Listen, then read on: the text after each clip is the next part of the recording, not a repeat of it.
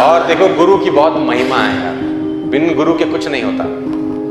और आपके पास देखो, आज अगर आपने गुरु बनाया है ना, रोहित को बनाया है, जो भी आपके फैकल्टी हैं, जो भी आपके टीचर हैं, गुरु का बहुत बड़ा रोल है। उसके रोल के बिना कुछ नहीं होता। एक कहानी के साथ मैं आज को समाप्त करता हूँ सेशन। स्पिरिचुअल कहानी है, क्योंकि मैं स्पिरिचुअली बहुत पढ़ता रहता हूँ, तो मैं कोशिश करता हूँ सुनाऊँ, माहौल देख के सुनाता हूँ कभी कभी। अब स्टूडेंट्स हैं तो मैं सोचता हूँ सुनाऊँ कि ना सुनाऊँ, उनको समझ में आएगा कि नहीं आएगा। लेकिन आप स्टूडेंट्स तो लग रहे हैं, लेकिन मैच्योर स्टूडेंट्स लग रहे हैं मुझे यार, और मेरे मतलब के लग रहे हैं। मैं आपको देख रहा हूं तो मुझे लग रहा है मेरे टक्कर के हैं भाई, तेरे टक्कर के हैं। जब महाभारत का युद्ध, महाभारत देखिए आप लोगों ने, जब महाभारत का युद्ध हुआ तो सबसे भीषण युद्ध था कर्ण और अर्जुन का। सबसे खतरनाक लड़ाई थी वो। और जानते हैं कि उसमें लड़ाई में प्रूफ क्या करना चाहते थे कि बेटर कौन है। लड़ाई किस चीज की थी? ये लड़ाई प्रूफ करने की तो थी ही नहीं कि तुम हारेंगे कि हम हारेंगे, कि तुम गलत हो कि हम गलत हैं। दोनों में एक ही लड़ाई थी कि हम दोनों में बेटर कौन है। और बहुत खतरनाक लड़ाई थी।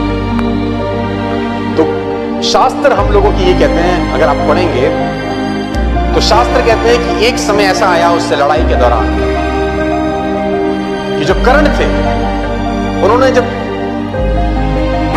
तीर चलाया, जिसको बोलते हैं एरो, और वो तीर जब अर्जुन के पहिए में जाके लगा, तो शास्त्र ये बोलते हैं कि अर्जुन का जो रथ था, जिसपे भगवान कृष्ण खुद विराजमान थे, उनका रथ 3 कदम पीछे खिसक गया। इतनी शक्ति के साथ उसने बाण मारा। कितना फीट पीछे गया? 3 फीट। अब बारी अर्जुन की थी, उसको उसका आंसर। अब अर्जुन ने भी बाण लगाया, और जब वो बाण कर्ण के पहिए पे लगा तो उसके घोड़े जो उस रथ को खींच रहे थे 60 कदम पीछे ले आए। वो इतनी शक्ति के साथ बाण लगा। तो अर्जुन बहुत खुश हुआ। अर्जुन ने बोला भगवान को, हैंड्स प्रूफ्ड, हैंड्स प्रूफ्ड कि कौन शक्तिशाली है। कि जब उसने चलाया तो 3 स्टेप्स, अब जब मैंने चलाया तो। कभी कभी कुछ स्टूडेंट्स के नंबर अच्छे आ जाते हैं तो ईगो भी आ जाती है। कभी कभी देखो, नंबर अच्छे लाना और लाते रहना में अलग अलग बातें हैं।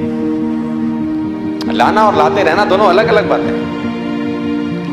तो यहां पर गुरु का रोल शुरू होता है। यहां गुरु उसको बताता है कि नहीं, ऐसा नहीं है, ईगो की जरूरत। उसने बोला देख मैंने तो मारा ना, देखो मारा तो 7 कदम, उसने मारा तो 3 कदम, तो प्रूफ हो गया, हेंस प्रूफ, थ्योरम सॉल्व। उसने बोला नहीं नहीं, तू समझ नहीं रहा, तू वो देख रहा है जो तुझे दिखाई दे रहा है, तू वो देख ही नहीं रहा जिसके पीछे का खेल है। उसने बोला इसके पीछे का क्या खेल है? उसने बोला इसका पीछे का खेल मैं तुझे बताता हूं कि तेरे रथ पे मैं बैठा हूं, पूरी दुनिया का भार लेके,